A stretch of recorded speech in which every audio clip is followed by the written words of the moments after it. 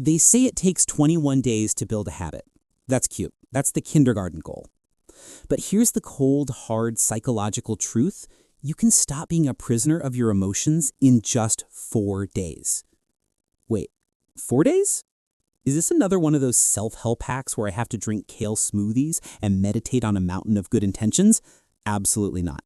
This isn't about changing what you do. It's about radically changing how you relate to what you feel. And for those of you who think your current mood dictates your entire life, you know, the folks who cancel a date because the vibe is just off, or skip the gym because my spirit animal is currently a potato, listen up. Your moods are nothing more than weather systems passing through the landscape of your mind. They are temporary, and they are not your master. The problem isn't the mood. The problem is that you treat a passing cloud like a permanent climate change. You give your momentary feelings the keys to your long-term future. And trust me, your current mood, which probably has the attention span of a goldfish and the decision-making skills of a hungry toddler, is a terrible long-term planner. This 4-day journey is your emergency psychological intervention. It's built on core principles of cognitive behavioral therapy, CBT, and emotional agility. But we're going to use language that won't bore you to tears. We're going to give you 4 focused levers to pull to break the emotional chain reaction. Because right now, you're operating under a terrible system, feeling to thinking doom, to acting self-destructively, to feeling worse. We're going to interrupt that cycle. And we're going to start right now. Forget 21 days, we only need 4. Let's call them the 4 freedoms. Day 1, the freedom of awareness. The notice, don't nudge rule. Welcome to day 1. The goal today is simple: to become the ultimate non-judgmental spectator of your own emotional circus. Stop trying to fix, suppress, or change your moods. Just notice them. Most people don't experience their emotions. They are their emotions. When anxiety knocks, they don't say, "Hello, anxiety." They just become a walking, talking bundle of raw nerves, desperately searching for the nearest distraction. It's like being a weather reporter who runs screaming every time a cloud appears. The task. Today, you are simply the anthropologist of your inner world. Whenever a mood hits, boredom, frustration, sudden wave of existential dread, whatever, do this. 1. Label it, don't live it. Mentally or physically, say, "I am noticing the thought that..." This tiny linguistic shift creates a crucial psychological space between you and the emotion. It's the difference between saying, "I am a failure," and "I am noticing the thought that I am a failure." One is a permanent identity, the other is a fleeting observation. 2. Locate it. Where is this feeling in your body? Emotions are physical phenomena first. Anxiety is often a tight chest, sadness a hollow knot in your stomach. Ground the abstract feeling. 3. Laugh at the drama. Your mind is melodramatic. It's an Italian opera singer trapped in a tiny skull. When you feel that sudden, world-ending anger, internally crack a joke. "Wow, look at this. My brain is deploying the full nuclear panic button because of a misplaced stapler." Classic overreaction. Humor is the ultimate disinfectant for emotional drama. The key to day 1 is radical neutrality. Don't fight the dark mood, just shine a spotlight on it. You'll be stunned how quickly the mood begins to dissipate when it realizes you're not taking the bait. Why is this so powerful? The psychological term is diffusion.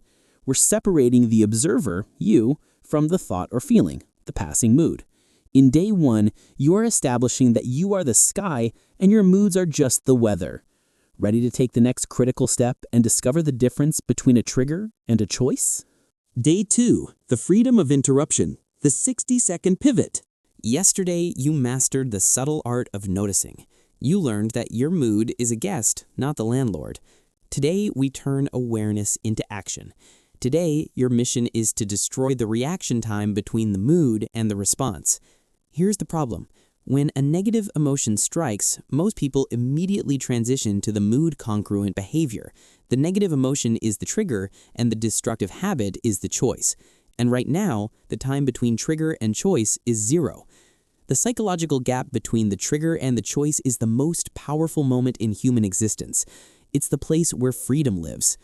We're going to expand that gap to 60 seconds. The task? When you notice a mood that is about to pull you into a negative loop, you must implement the 60-second pivot. Stop for 10 seconds.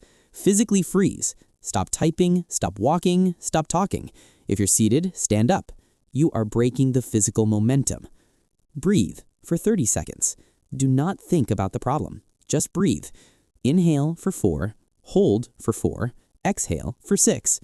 This simple, deep breathing activates your parasympathetic nervous system, telling your brain it's not a bear attack, it's just Tuesday.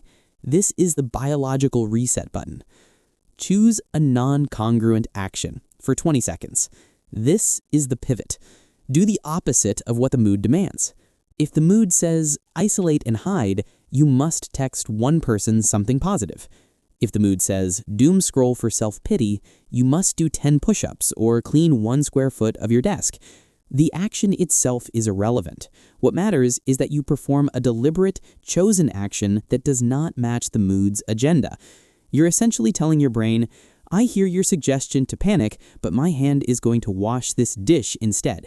You can panic all you want, but I'm running the show. The comedy of choice.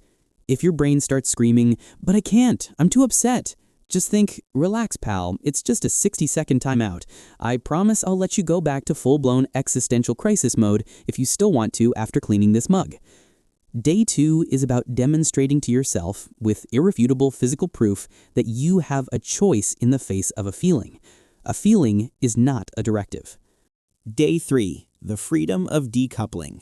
Action-dependent self-worth. If day 1 was about seeing the mood, and day 2 was about interrupting its immediate path, day 3 is the emotional nuclear option.